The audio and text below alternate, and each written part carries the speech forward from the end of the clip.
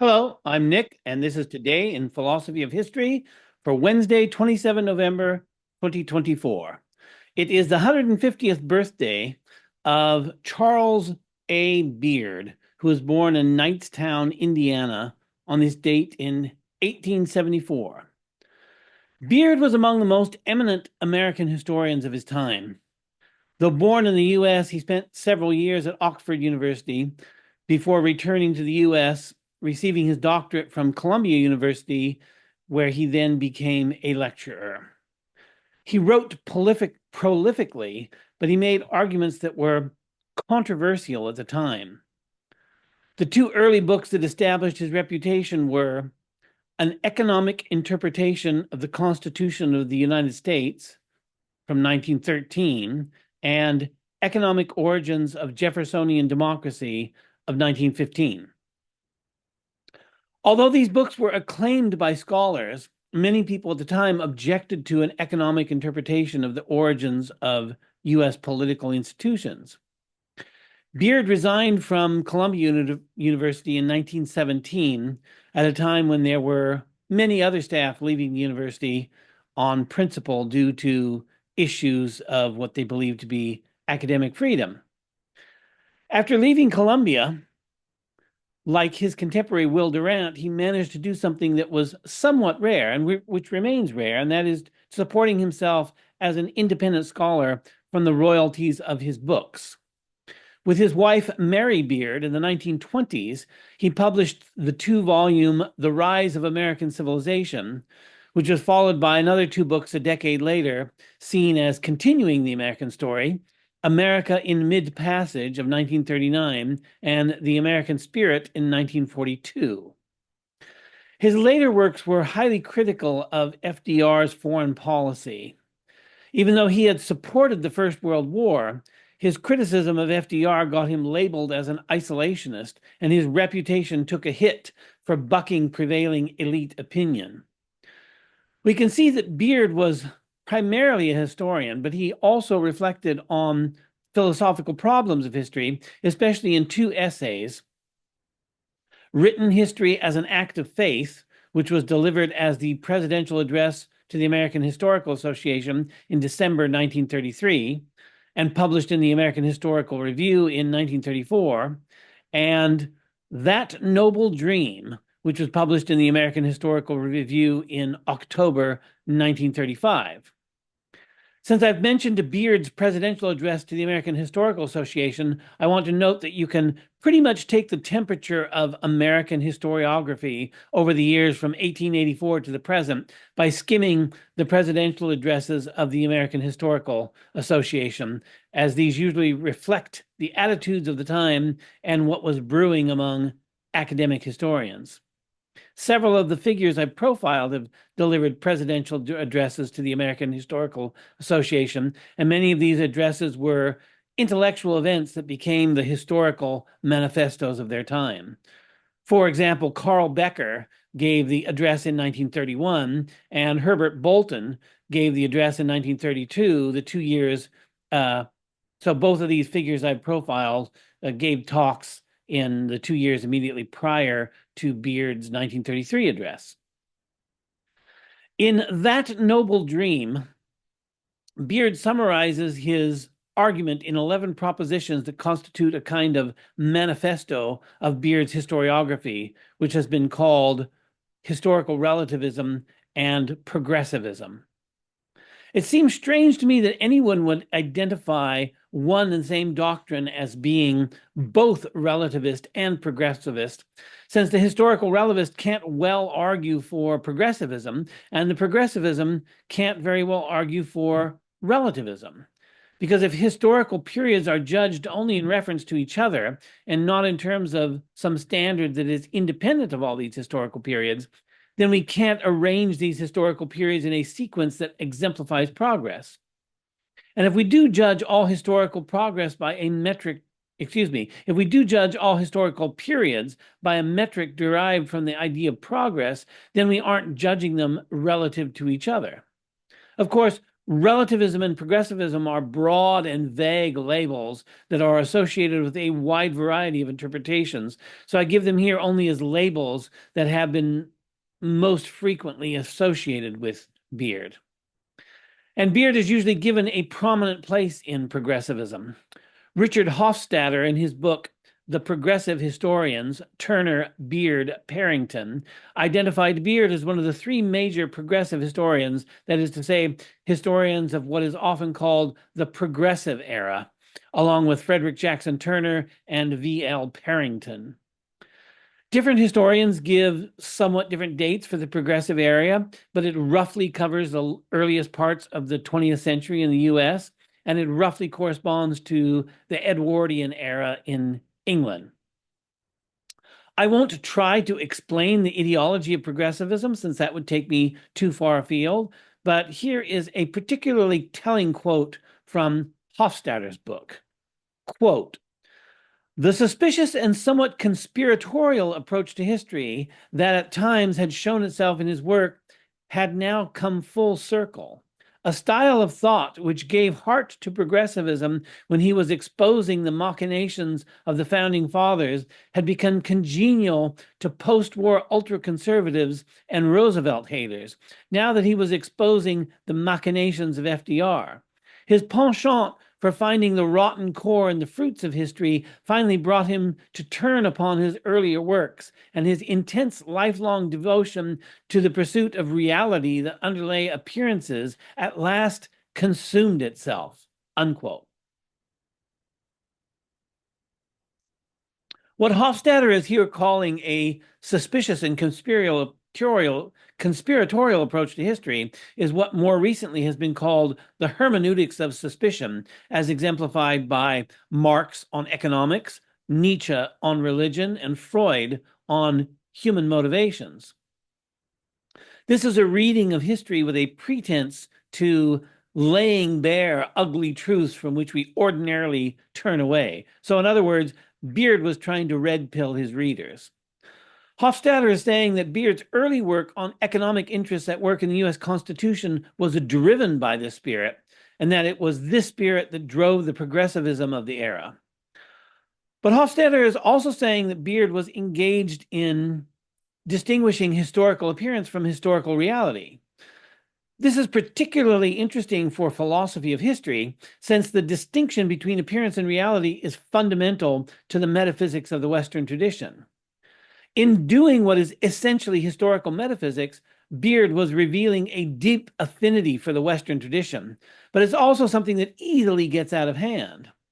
Recall that Freud himself, who was called one of the masters of suspicion, said that sometimes a cigar is just a cigar. When no cigar remains merely a cigar, then we can say that the hermeneutics of suspicion has gotten out of hand. Hofstadter notes that Beard's historical metaphysics served the interests of the progressive era during his earlier years, but ended up serving ultra-conservatives in his later years.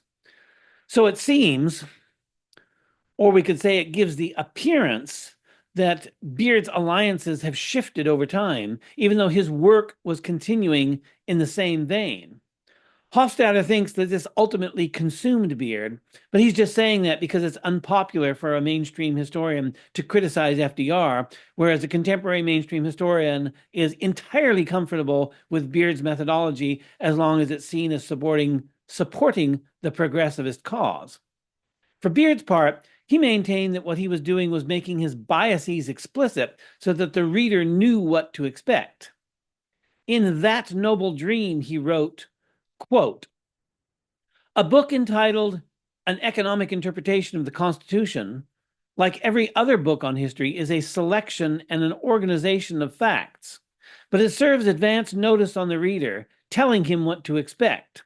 A book entitled The Formation of the Constitution or The Making of the Constitution is also a selection and organization of facts, hence an interpretation or conception of some kind, but it does not advise the reader at the outset concerning the upshot to be expected," unquote. This is an admirable motivation and one we'd like to see carried out more thoroughly. But Beard isn't particularly remembered for the kind of historical rigor represented by his interest in making his methods and assumptions explicit, however admirable. Beard is remembered for his defense of historical relativism. Two of the most eminent American historians of the early 20th century, Beard and Carl Becker, are both identified as historical relativists. Relativism, like historicism, means many things to many men, so one should never appeal to relativism without making it clear exactly what kind of relativism one is talking about. In other words, we should serve advance notice to the reader regarding our methods and our biases, just as Beard has argued.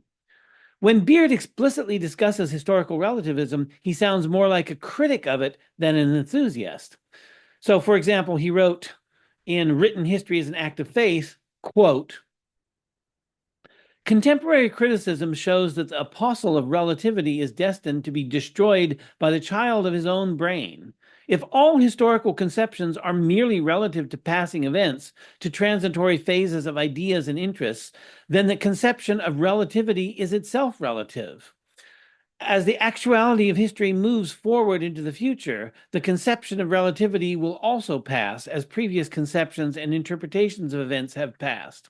Hence, according to the very doctrine of relativity, the skeptic of relativity will appear in due course beneath the ever-tossing waves of changing relativities. If he does not suffer this fate soon, the apostle of relativity will certainly be executed by his own logic. Every conception of history, he says, is relative to time and circumstances. But his own reasoning is then compelled to ask, to what are these particular times and circumstances relative? And he must go on with receding sets of times and circumstances until he confronts an absolute, the totality of history as actuality, which embraces all times and circumstances and all relativities," unquote. So if Beard isn't on board with this kind of relativism, which he is showing is reflexively undercuts itself, you could say, what are his views that have earned him a place among historical relativists? The title of Beard's essay, That Noble Dream, was taken from the previous year's presentation by Theodore Clark Smith, who characterized the ideals of the American Historical Association as what was for Smith a noble dream. Beard notes that this noble dream sets up a dichotomy among those who are themselves pursuing the dream and the opposition who must be, quote, ignoble, unsound, discreditable, and weak, unquote. Smith didn't use those terms, but the implication is clear that those who are pursuing the noble dream are on the side of the angels and the rest are on the side of the devils. The noble dream, as Beard presents it, is about historical absolutes and objective truths. Beard is skeptical of these, so he doesn't count himself among those who share the noble dream. And as I said earlier, Beard lays out his own position in 11 explicitly formulated propositions. I'm not going to quote all of them, but I will summarize some of them and I will quote others, but I will go through all 11 of them. So, number one is that the mind independence of history is the common sense view. And this is a classic philosopher's expression of realism. Something that is independent of the mind exemplifies realism. Number two, the historian cannot observe the past, but is reliant on the documentation. Number three, documentation of the past is incomplete. Number four, the historian makes a partial selection of this incomplete record. So the historian is making a partial selection of a record that is already a partial record because it's incomplete. Number five, I will quote, the total actuality is not factually knowable to any historian, unquote. And so you get the picture that history is therefore, as he says, neither known nor knowable.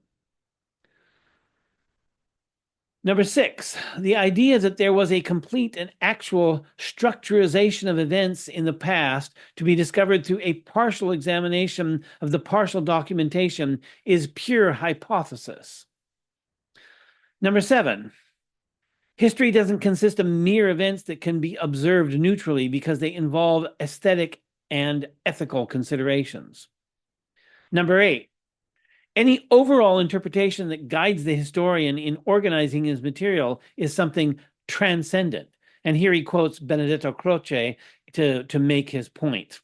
And he's getting here dangerously close to the kind of identification of res gestae with Historia Remum Gestarum that we find in Croce and Giovanni Gentile.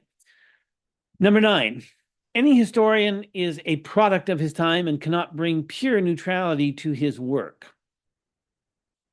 Number 10, the historian's personal interest will always enter into his selection and arrangement of his material. And his 11th proposition, which I will quote in full, quote, the validity of the Ronca formula and its elaboration as historicism is destroyed by internal contradictions and rejected by contemporary thought. The historian's powers are limited. He may search for, but he cannot find the objective truth of history or write it as it actually was, unquote. With the 11th item, then, we finally have come to the villain of the piece, who is Ronca. In several episodes, I mentioned Leopold von Ranke because he's been so influential in historiography since the 19th century. Ranke is famous for having said that the historian should try to give an account of things as they really were. What exactly Ranke meant by this is still disputed today, but it was taken over as a slogan by many historians. And Beard presents himself as the arch anti-Rankian. And this strikes me as strange because Ranke is associated with a particular formulation of historicism, and many have argued that historicism is a form of relativism. Beard, of course, is called a relativist, but he unambiguously rejects a canonical formulation of historicism, which is, at the same time, a canonical form of historical relativism. This is why we need to be careful how we formulate things. And this is why I've summarized or quoted all 11 of Beard's propositions, so we can see exactly what his position was and whether or not we call it relativism is immaterial. Beard's propositions come down to two interlocking theses: that historical evidence is incomplete and the historian is selective. In other words, the already incomplete historical record is made more incomplete by the historian's selection, and the historian's selection is made according to his human, all too human biases. For Beard, this rules out historical absolutes and objective truths. I'm not sure that this follows, but of course it depends on how we define historical absolutes and objective truths. You don't necessarily have to have an exhaustive record to state an objective truth. And insofar as any objective truth does not change in relation to other propositions, that is to say, it always is what it is, then it's not relative. So Beard may be guilty of a non sequitur on this point, but apparently the meaning he invested in historical absolutes and objective truths was inconsistent with the methods of the historian as he portrayed them. Beard's own particular formulation of historical relativism comes in the form of a denial of historical objectivity. Sometimes this is called the objectivity question, and a great many books and papers have been written on the objectivity question.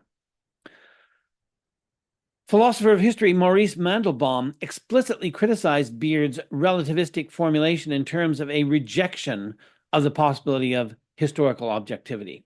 Mandelbaum wrote, quote, when we search out the meaning of what Beard, Becker, and others of the relativists have written, and when we reduce this meaning to its least common denominator, we find historical relativism to be the view that no historical work grasps the nature of the past or present immediately, and that whatever truth a historical work contains is relative to the conditioning processes under which it arose and can only be understood with reference to these processes, unquote.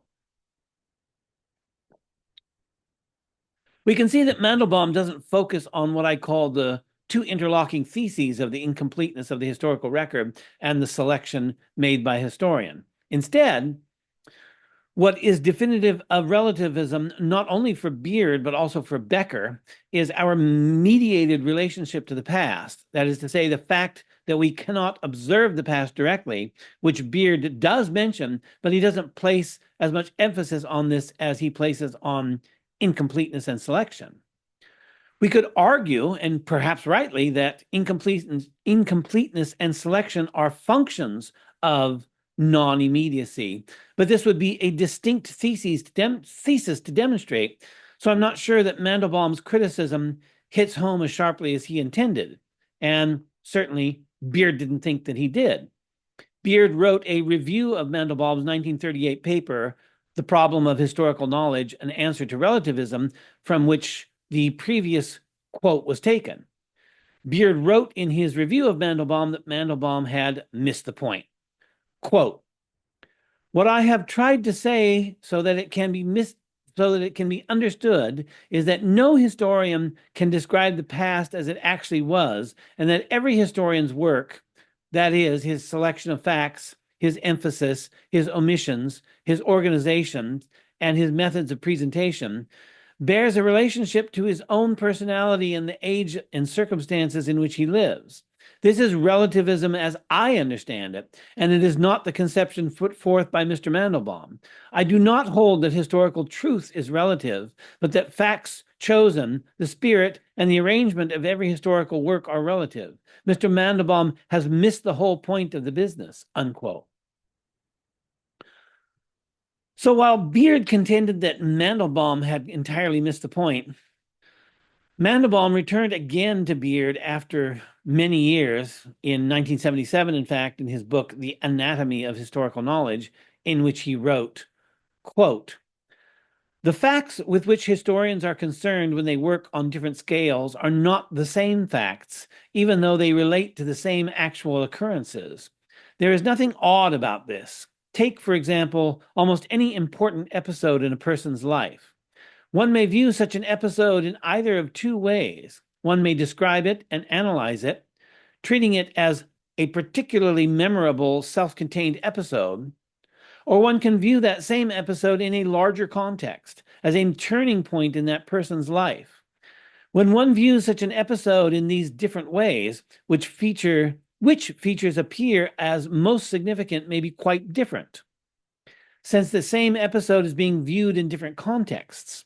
Relativists are apt to seize on this fact as establishing the contention that any historical account is dominated by the historian's own interests, which lead him to view an event in one context rather than in another.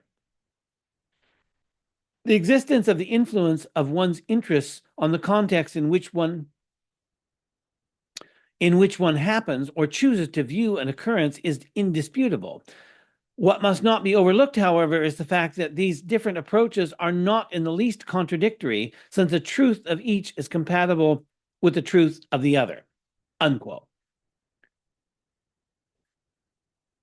Here, I think Mandelbaum has connected more directly with the target than he did before.